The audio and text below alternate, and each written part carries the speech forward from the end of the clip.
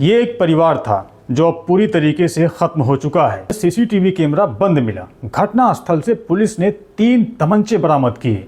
क्या मोबाइल से खुलेगा इस हत्याकांड का राज? 31 जुलाई की तारीख थी। शाम के 7 बज रहे थे। बलरामपुर जिले के कोतवाली देहात थाना क्षेत्र के झावना गोसाईपुरवा गांव में शांति थी, लेकिन अचानक से ये शांति टूटती है और एक घर से गोलियों की तड़तड़ाहट की आवाज़ सुनाई देती है। ग्रामीण सहम जाते हैं, वो कुछ समझ नहीं पाते। मामले की गंभीरता को देखते हुए तत्काल इस घटना की सूचना बलरामपुर पुलिस को देते हैं। बलरामपुर पुलिस अधीक्षक विकास कुमार भारी पुलिस फोर्स के साथ कुछ ही देर में गांव में पहुंचते हैं और घटना स्थल पर पहुंचकर ग्रामीणों के साथ वो दरवाज़ा खोला जाता है। जब कमरे का दरवाज़ा खुलता है तो सामने का दृश्य देखकर पुलिस और वहां मौजूद लोगों के पैरों तले ज़मीन खिसक जाता है।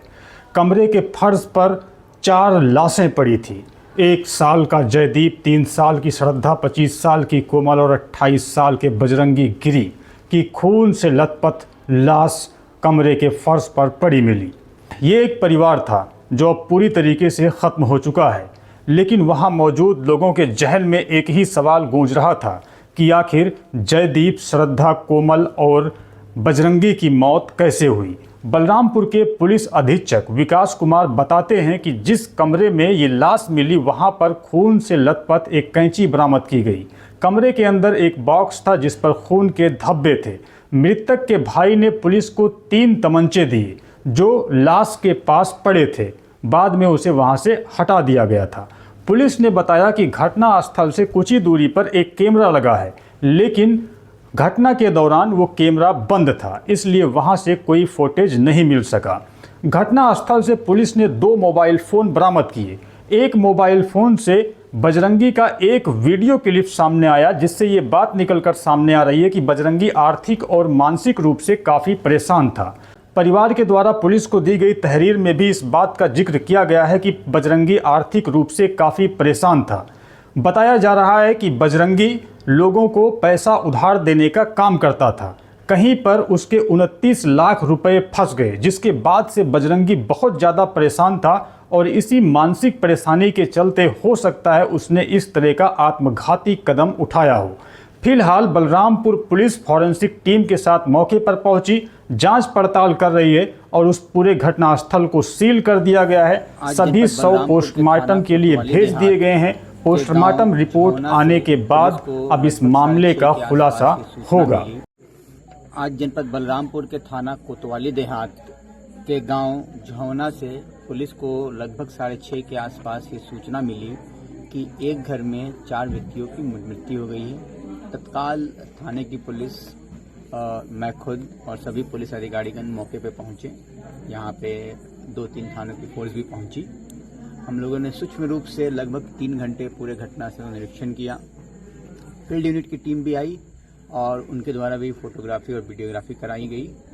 जो देखने में प्रथम दृष्टया पता चला, जो फील्ड यूनिट के माध्यम से पूरे 100 को देखने से पता चला कि इसमें 4 व्यक्ति हैं। एक बजरंगी गिरी जिसकी उम्र लगभग 28 वर्ष है, उनकी पत्नी कोमल गिरी जिनकी उम्र लगभग 25 वर्ष है, इनके 2 बच्चे, एक बच्ची है श्रद्धा जिसकी उम्र लगभग 3 वर्ष है और एक बच्चा है जयदीप जिसकी उम्र लगभग 1 वर्ष है। सभी बॉडी के सूक्ष्म देखने से ये पता चला कि बजरंगी, कोमल और उनकी जो बड़ी बेटी है, इन तीनों को फायर आर्म इंजरी प्रतीत हो रहा है, लेकिन एक्चुअल मृत्यु का कारण पोस्टमार्टम के बाद ही पता चल पाएगा। तो जो छोटा बच्चा है जयदीप, उसके शरीर पे कोई फायर आर्म इंजरी अभी हमें देखने को नहीं मिला है, और लेकिन घाव उसके शरीर पे देखने को मिले हैं और इसका भी मृत्यु के कारण पोस्टमार्टम के बाद ही पता चलेगा।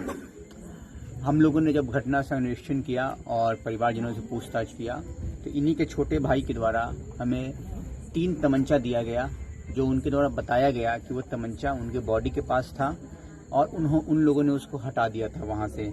हमने 3 तमंचा उनसे प्राप्त किया। घटना स्थल जिस रूम में घटना हुआ था वहाँ एक कैंची भी मिली है जिसपे कि खून लगा हुआ है, और हम लोगों ने फिर पूरा देखा है तो इसमें दूसरे रूम में भी बक्से मिले हैं जिसपे कुछ ब्लड के ड्रॉप्स हैं, और यहाँ एक सीसीटीवी कैमरा भी है, लेकिन उसमें कोई घटना कैद नहीं हुई है। उस सीसीटीवी फुटेज, उस कैमरा में 3/9 के बाद कोई फुटेज नहीं है। फिर 7:30 के आसपास फुटेज है जब भीड़ यहाँ पे एकत्रित है। इतना हमें प्रथम दृष्टया पता चला है। उसके बाद हमें 2 मोबाइल जो कि संभवतः बजरंगी के हैं और उसकी पत्नी के हैं, ये भी हमें मृतक के भाई से ही प्राप्त हुए हैं और उन दोनों मोबाइल का बहुत ही गहनता से परिशीलन किया गया। तो उसमें हमें एक वीडियो प्राप्त हुआ है जिसमें ये अपने और अपने परिवार के सुसाइड की हत्या मतलब सुसाइड की बात कर रहा है और उसके लिए उसने लेन देन को कारण बताया है।